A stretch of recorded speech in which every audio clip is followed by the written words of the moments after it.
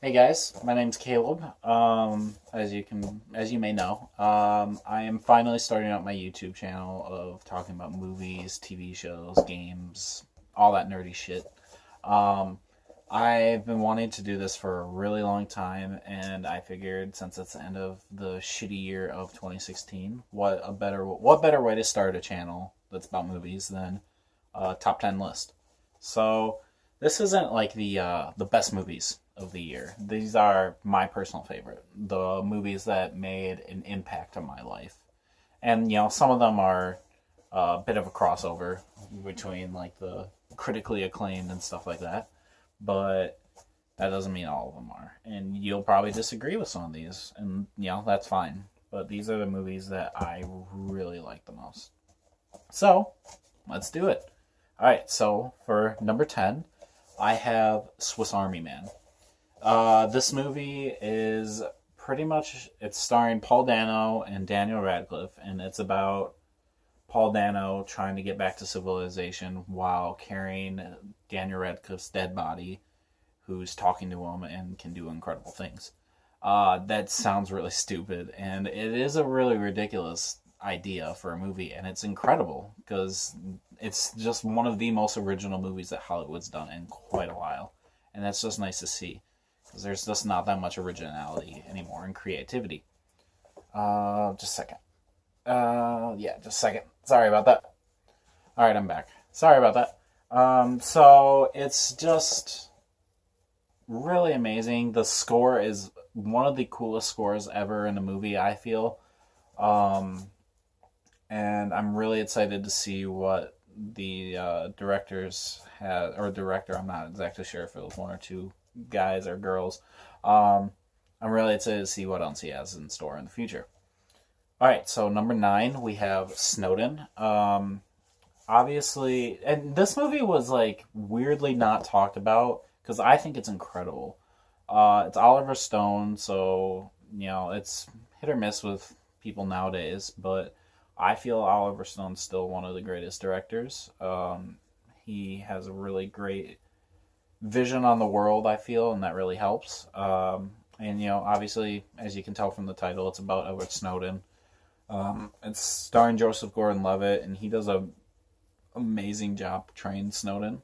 Um, but it's not specifically just about his what happened with all that stuff. Like it's not like the documentary Citizen Four. It's more about like who he was as a person and what caused him to do that.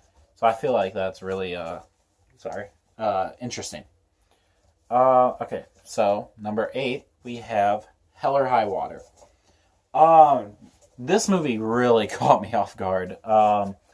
It's because like all the marketing and stuff like that for it kind of just made it seem like a throwaway generic movie, and I just wasn't really looking forward to it. I'm not sure who the director is. I'm sorry for. There's a couple of movies on here that I'm not sure who the directors are, and I'm really sorry for that because I really want to give that guy props.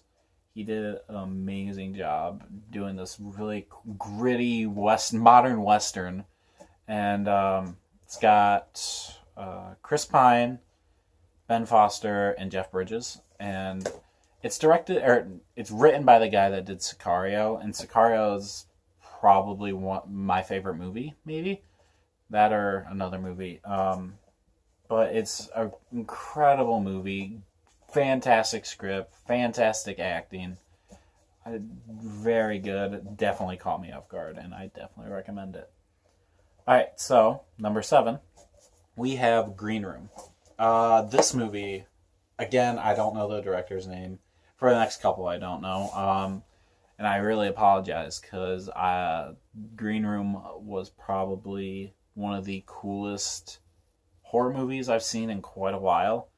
Besides one other one on the list, I feel. Anyway, that's beside the point.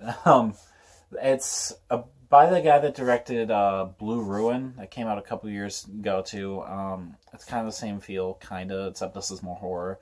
But it's about this punk rock band that's stuck in the back room of a Nazi club where they're like heavy metal and stuff like that. and they see something, and they're stuck in the back room while the Nazis are trying to get rid of them and kill them. It's Anton Yelchin's last role, I think, or one of his last roles. So it's very emotional, and he's such a great actor, and he'll definitely be missed. It's got Imogen Poots, I think that's her name, and Patrick Stewart as the leader of the Nazis. That is incredible. I love Patrick Stewart. So I definitely recommend that movie. It's not for the faint of heart, I'll tell you that right now. It is a tough watch, but if you can get into that kind of stuff or get past the blood and gore, definitely recommend that. Okay, so number 6. Again, I think this... Oh, no, I got another one. Second to last of the list of movies on this list that I don't know the directors' names, and I apologize for that. I have The Invitation. This movie, I had no idea what it was about or anything. I didn't even hear about it until I was looking at a list of best horror movies of the year. Or best horror movies on Netflix. That's why I saw it first. This is one of the few movies that's actually on Netflix right now, so it's easy to watch. It's about this guy, Logan Marshall Green. I think that's the actor's name. He is going to this dinner party that his ex-wife is throwing. That they separated because they lost a child, and so it's the first time he's seen her in a long time, and first time he's seen his friends in a while that they had, and it's just like this very eerie movie, just because pretty much you find out that his ex-wife and her new husband kind of joined this cult, and it's just got this very eerie movie as these people are trying to invite them into the cult and get them to follow and stuff like that. It's a very eerie movie, and you just feel tense the whole time, and the ending is very nerve-wracking. I definitely recommend it. It's easy to watch too. Pretty much every fucker in the land has Netflix. So, alright, number 5. The last movie that I do not know the director's name. I am very sorry. I am unprepared, and that will probably make you guys not want to watch my YouTube channel. Anyway, it is Sing Street. Again, it's on Netflix. Definitely recommend it. I can't remember how I heard about this movie, but the best way to describe it is it's about a kid in England or Ireland who starts a band. It's set in the 80s. He starts a band so he can get a girl, and it's incredible. It's so you can tell it's very heartfelt, and it's trying to do a good message, and it really does get a good message out there, I feel. And so he's he makes this band with a couple guys from this new school he's going to, and they're making a music video, because music videos were all the rage back in the 80s and stuff like that. So he's changing what kind of music he's making in almost every different song he makes and stuff like that. And it's just about him realizing who he is and what he wants to be in life, and in what his dreams are. And it is a very good movie that makes you feel good. It's a very good feel good movie. It's also nominated for a Golden Globe, and that surprised a lot of people because not a lot of people heard about it. Anyway, besides that, number 4, we have Don't Breathe, directed by Fede Alvarez, who did the Evil Dead remake a couple of years ago. So if I'll say that, sorry, eyes itchy. It's definitely not as violent or anything as that. And not a lot of people like that movie, just because it's mindless violence. But I mean, that's what the original Evil Dead was. But that's beside the point. That's one of my favorite phrases too, in case you didn't know. Besides the point. Anyway, I go on a lot of tangents. I'm sorry. Okay, Don't Breathe. So it's definitely not as violent as Evil Dead, but it's got such a tense tense and scary vibe to it. It's a thriller more, but it's about these kids that decide to rob this blind guy because they hear he has a lot of money, but it turns out the blind guy is like a army vet and like is very trained with his other senses. It is incredible. And it's not like they make the blind guy like super hearing and stuff like that. Like it's just like an average response that blind people have.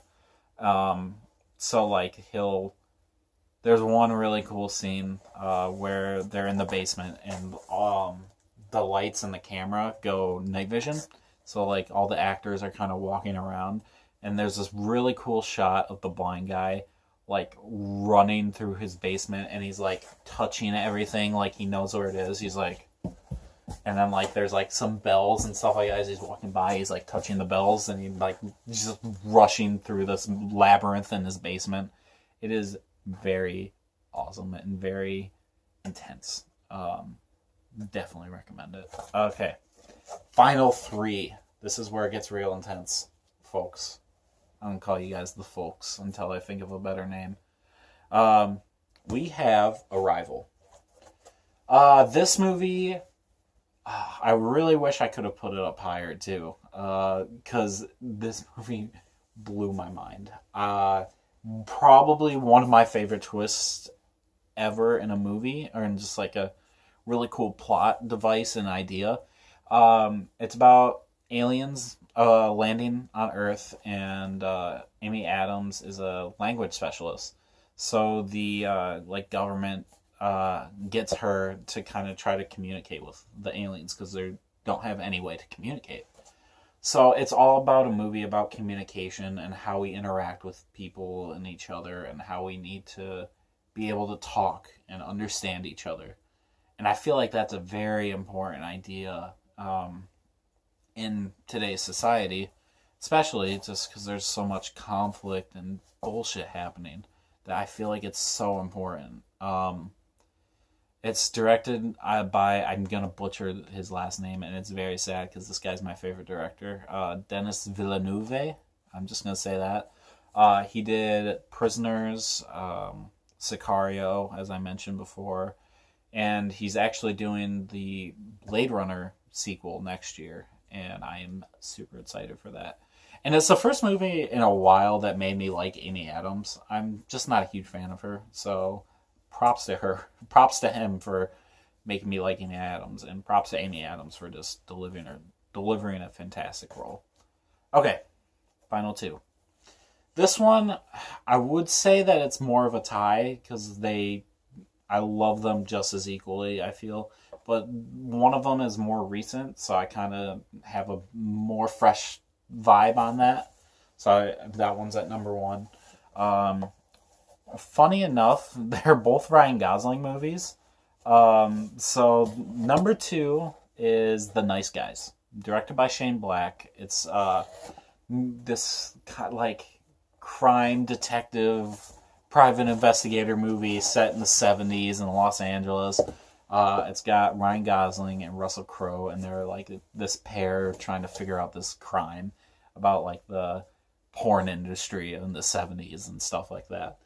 It is like one of the funniest action movies I have ever seen. I think it's the only movie this year where I legit like cried from laughter.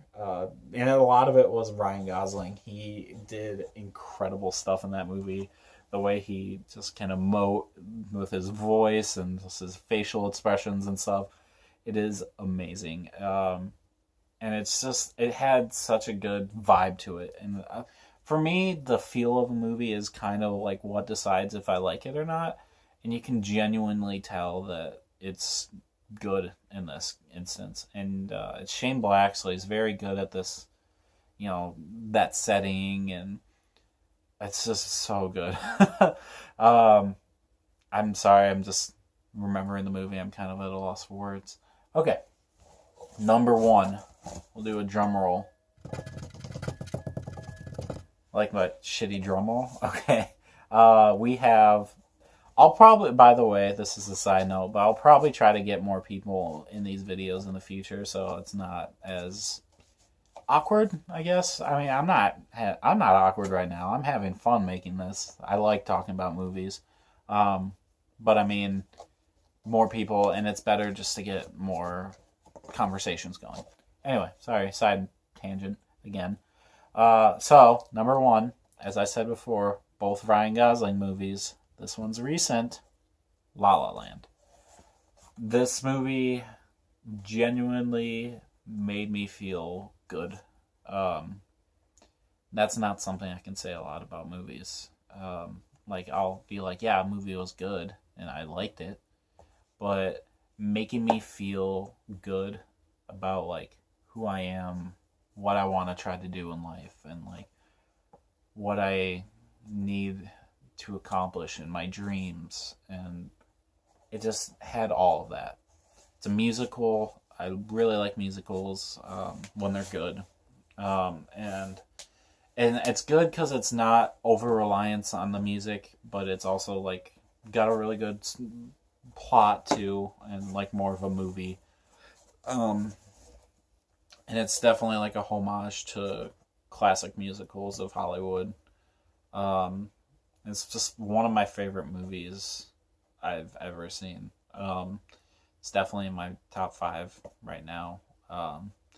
If I had to rattle off my top five real quick, it would be not in any specific order. Sicario, La La Land, Her, Drive, and probably Blade Runner, maybe. Yeah, probably Blade Runner. Anyway, besides the point. So, I guess that's the end of the video. I really hope you guys liked it. I'm sorry it's pretty long. I'll try to get more people, going in this. Please, like, comment, subscribe to my channel. Tell me how I can improve. Maybe get a better background. This is literally just in my bedroom, just sitting on my bed right now.